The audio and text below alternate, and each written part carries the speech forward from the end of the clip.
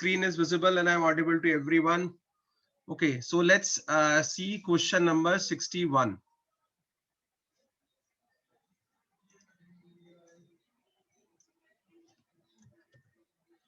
Let's see question number 61, which is there on my screen. It's a very good question, and basically it belongs from structure of atmosphere, which have been covered very well to you guys while teaching that both places. It have been a part of your air pollution also, as well as structure of atmosphere. So let's see this question. It is basically an assertion reason question.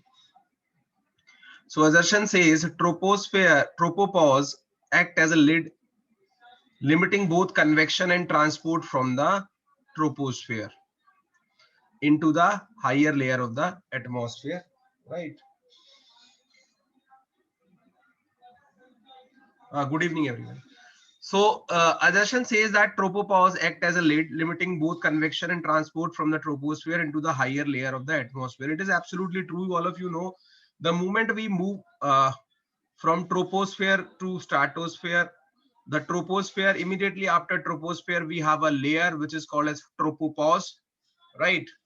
So we immediately have a layer tropopause, right, where the things are constant. Like uppermost layer of troposphere is called as tropopause, and because of the convection and transport from the troposphere into the higher layer of the atmosphere, so it is limiting, sort of like lid, जैसे ढक्कन लग जाता है ना, तो ये वाला statement जो है, this is absolutely true. Okay, now let's see the second statement. It says that at tropopause, height and at higher level, the atmosphere is stable. This is also true that as you move up, the most of the part remains stable. Like whenever you have tropopause, so you know that temperature pause is there, so stability is there.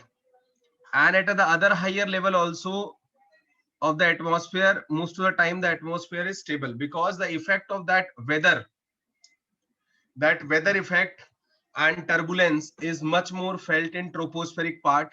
So that's why here the option 1 would be the correct, because both are true and it is explaining the assertion. I will be briefing some of the ideas why we have taken this correct. So both A and R is true and R is the correct explanation. So the correct answer here would be 1. So the correct answer here would be 1. Now let's see some of the brief idea how it happens. So you can see here we have taken that the troposphere is the lowest layer of the atmosphere site. All the weather on the earth, so weather phenomena takes place in troposphere. The troposphere is bonded at the top by the layer called as tropopause, which separates the troposphere from stratosphere. So this is the layer which we are talking about, the tropopause layer, which separates the troposphere from stratosphere. And at the bottom surface of the earth, the troposphere is wider, the equator 10 milli, and then pole is 5 miles. So we have discussed already these heights, like the average height of troposphere is up to 12 kilometer, and at equator it is 9, and pole it is 16 almost. So average we take generally, right? Then we have the basic constituent of these layers. Like if you talk about troposphere, so these are the things which are there. Like troposphere contains 75% atmosphere mass, right?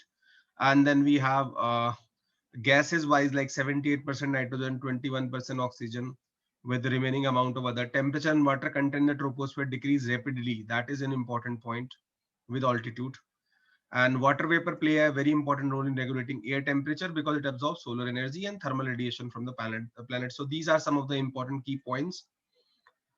Then if you go with this, yeah, so here we have the main crux of the thing.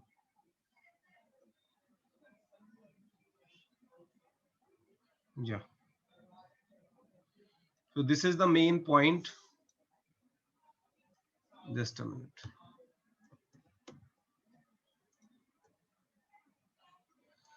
So the uneven heating of the region of troposphere by the sun. So the heating is unequal because both the distances are different. The sun warms the air at the equator more than at the air at the pole, because direct sunlight comes there. Causes convection current.